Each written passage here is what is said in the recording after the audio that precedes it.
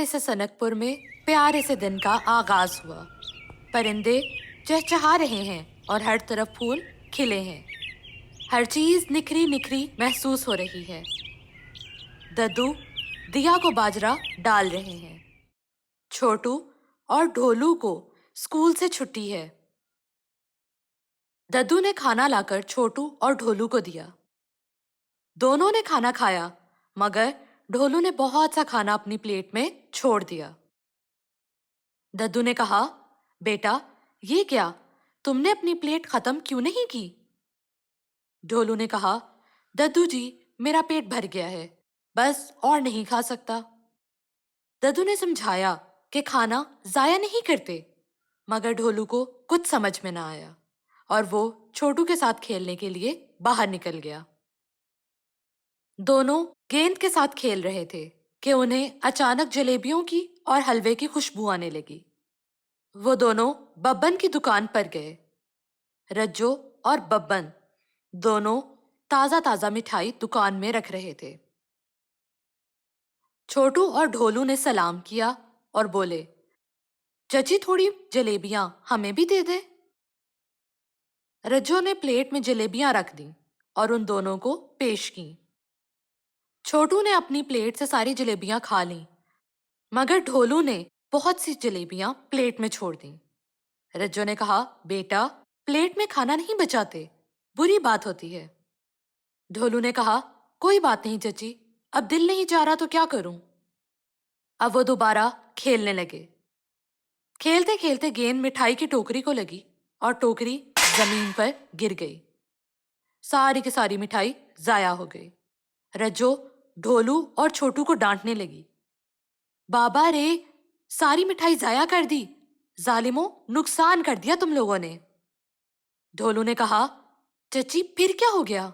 अगर थोड़ी सी मिठाई जाया हो गई तो आप पैसे ले लें हमसे। बब्बन बोला, पैसों की बात नहीं है, खाना जाया करने की बात है। तुमने खाना जाया कर दिया। तुम जानते हो इस खाने से कितने लोगों का पेट भर सकता था, मगर तुम लोगों ने ख्याल नहीं किया। बब्बन दद्दू के पास गया और उनको बताया कि किस तरह छोटू और ढोलू रिस्क की कदर नहीं कर रहे। वो खाना जाया करते हैं, वो एक लम्हा भी नहीं सोचते। दद्दू ने कहा, मैं भी यही सोच रहा हूं, आज मैं भी इसी वजह से परेशान हूं। अब मुझे कुछ करना होगा। आप परेशान मत हो, आपका जो नुकसान है वो मैं पूरा करता हूं, मगर आज मैं इनका कोई हल निकालता हूं। शाम को दद्दू खाने की प्लेट मेज पर सजा रहे थे। छोटू और ढोलू आ गए। दद्दू ने खाने के लिए बुलाया। छोटू और ढोलू कुर्सी पर बैठ गए। ढोलू ने देखा ब्रोकली की सब्जी पकी थी। ढोलू ने कहा, मैं खाने से साफ इनकार करता हूं, और सारा का सारा खाना छोड़ दिया। छोटू ने थोड़ा सा खाना खाया और बाकी प्लेट में छोड़ दिया। दद्दू ने कहा, बेटा, तुम लोग खाना क्यों नहीं खा रहे? ढोलू ने कहा, क्या दद्दू जी, मैं इस तरह की सब्जी नहीं खा सकता, मुझे ब्रोकली अच्छी नहीं लगती, मैं नहीं खाऊंगा। छोटू ने कहा, मुझे इसका रंग बुरा लगता है, मैं भी नहीं खा सकता ये। दद्दू ने ब्रोकली का सालन 2 प्लेटों में डाला और फिर इन दोनों बच्चों को लेकर सड़क पर आ गए। अब वो तीनों चल रहे थे। छोटू और ढोलू ने दद्दू से पूछा कि आप हमें कहाँ ले जा रहे हैं आके? दद्दू ने कहा, चलो, मैं तुम्हें कुछ दिखाना चाहता हूँ। चलते हुए वो तीनों एक घर के सामने रुक गए। दद्दू ने दरवाजे पर दस्तक दी। दरवाजा खुला तो माली बाबा बाहर आ गए।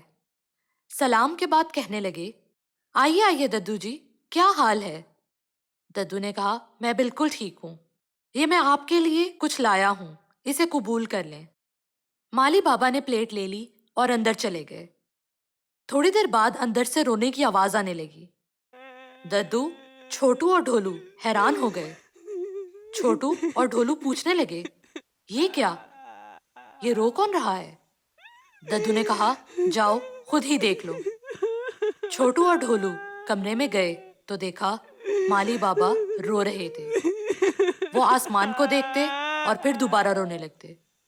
छोटू और ढोलू ने पूछा, क्या हुआ माली बाबा, आप रो क्यों रहे हैं? क्या आपको भी ब्रोकली अच्छी नहीं लगती? مالی بابا نے کہا، ارے نہیں نہیں، ایسی بات نہیں۔ چھوٹو نے پوچھا، پھر کیا ہوا؟ کیا بات ہے، آپ رو کیوں رہے ہیں مالی بابا؟ مالی بابا نے کہا، میں 2 دن سے بھوکا ہوں، میرے پاس کھانے کے لیے کچھ بھی نہیں تھا اور مجھے بہت زور سے بھوک لگی تھی۔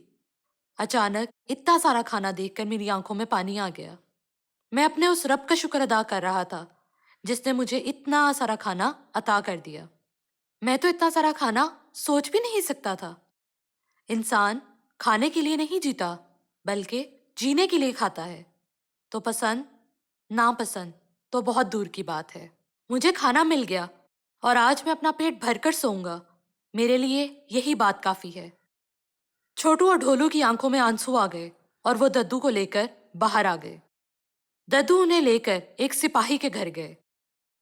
گھر کی کھڑکی کھلی تھی اور ایک بچے کی رونے کی آواز آ رہی تھی۔ وہ بچہ بلک بلک کر رو رہا تھا اور کہہ رہا تھا کہ بابا مجھے بھوک لگی ہے، مجھے کھانا کھانا ہے۔ بابا میں صبح سے بھوکا ہوں، میں نے کھانا نہیں کھایا۔ سپاہی اسے چپ کروا رہا تھا۔ بیٹا میرے پاس پیسے نہیں ہیں، میں کھانا نہیں لا سکتا، کل میں محل جاؤں گا تو راجا جی سے کچھ مانگ لاؤں گا۔ مگر بچہ زور زور سے رو رہا تھا، مجھے بھوک لگی ہے، میرے پیٹ میں چوہے دوڑ رہے ہیں۔ اپنے بچے کو روتا دیکھ کر سپاہی بہت پریشان تھا۔ بیٹا میں مجبور ہوں، مت رو رو کر مجھے پریشان کرو، اب تو صرف خدا ہی ہماری مدد کر سکتا ہے۔ ددو نے دروازے پر دستک دی اور سپاہی نے دروازہ کھولا۔ ددو نے پلیٹ سپاہی کو دی۔ سپاہی کے چہرے پر بڑی سی مسکراہٹ ابھری، ایسا لگتا تھا کہ اسے دنیا بھر کا خزانہ مل گیا ہو۔ اس نے پلیٹ اپنے لڑکے کی طرف بڑھا دی۔ وہ پلیٹ دیکھ کر خوش ہو گیا اور اپنے رب کا شکر ادا کرنے لگا۔ چھوٹو اور ڈھولو کی آنکھوں میں آنسو آ گئے۔ وہ لڑکا شوق سے بروکلی کھا رہا تھا، بالکل ایسے جیسے کوئی شاہی پکوان اسے پیش کر دیا ہو۔ ددو چھوٹو اور ڈھولو کو لے کر گھر واپس آ گئے۔ ددو بولے، اب بتاؤ کیا خیال ہے تم لوگوں کا؟ اگر خدا تم سے بھی کھانا چھین لے تو تمہارا کیا حال ہوگا؟ پھر کیا تب بھی تم ایسا ہی کرو گے جیسا تم صبح سے کر رہے ہو؟ دنیا میں بہت سے لوگ ایسے ہیں جو بھوکے پیٹ سوتے ہیں کیونکہ ہم امیر لوگ کھانا ضائع کر دیتے ہیں مگر کسی کی مدد نہیں کرتے۔ یہی وجہ ہے کہ ہر رات 50% لوگ بھوکے سوتے ہیں اور 50% لوگ بہت سا کھانا ضائع کر کے سوتے ہیں۔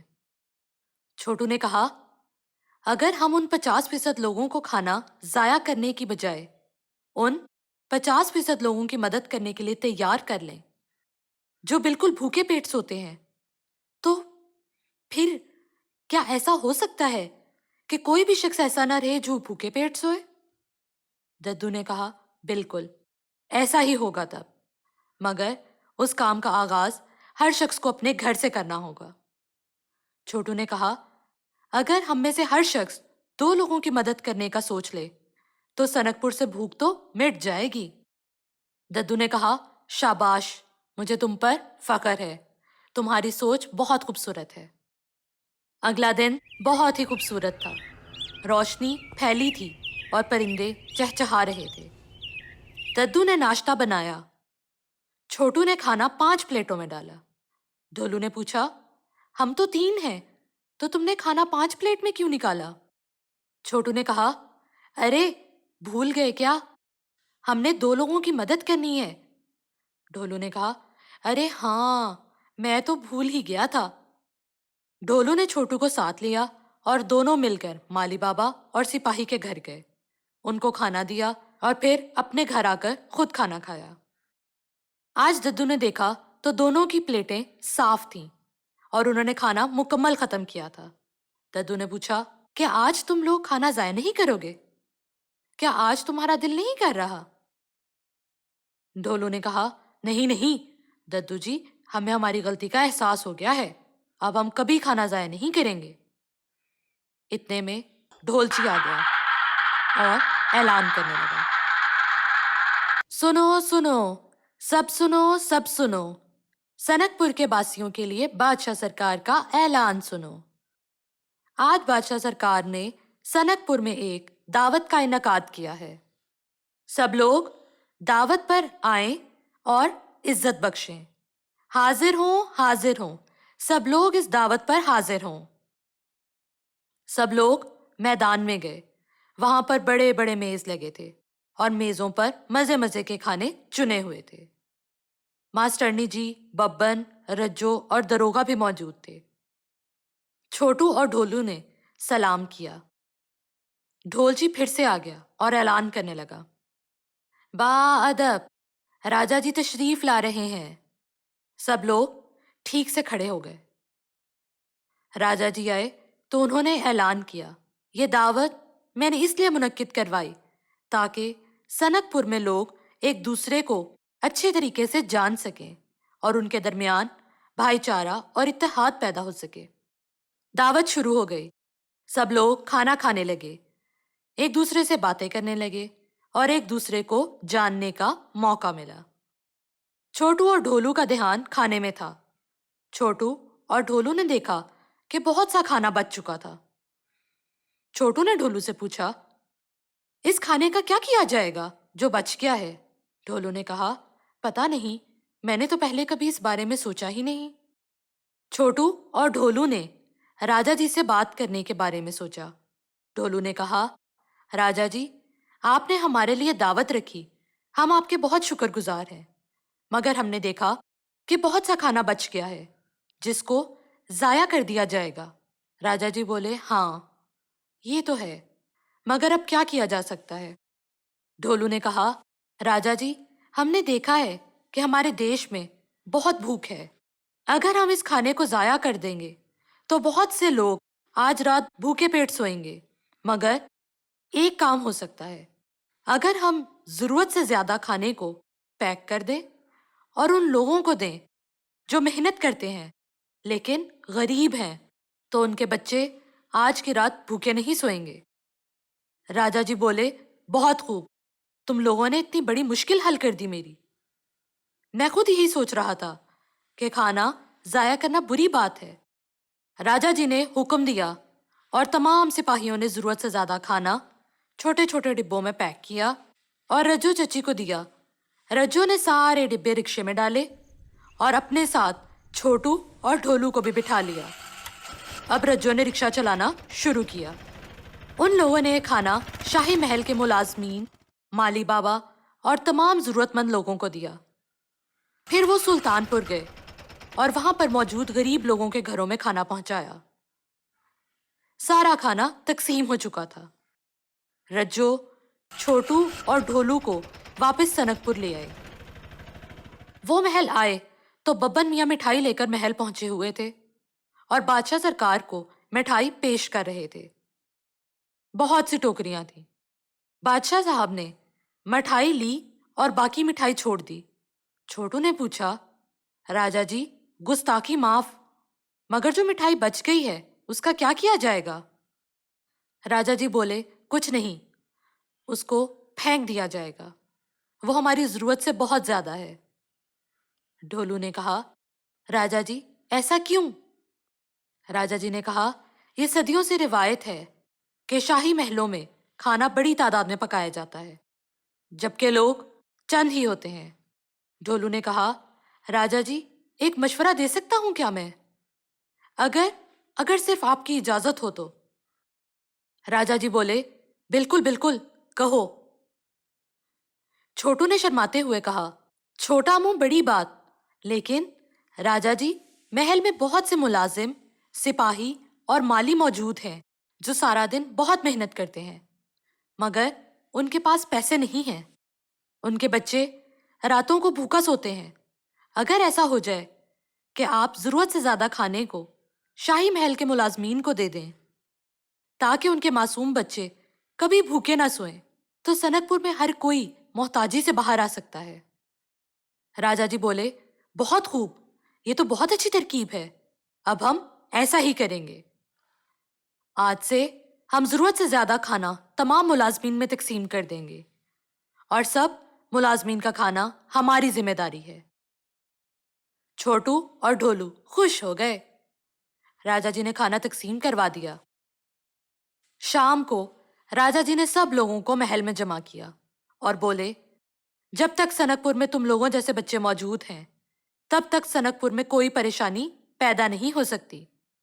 مجھے تم دونوں پر فخر ہے. دروغہ میاں بولے قسم پہاڑی والے بابا کی، میں تو پہلے ہی کہتا تھا یہ بچے ہمارا فخر ہیں. رجو بولی باپ رے باپ، دروغہ میاں آپ تو سب پہلے ہی کہہ دیتے ہیں.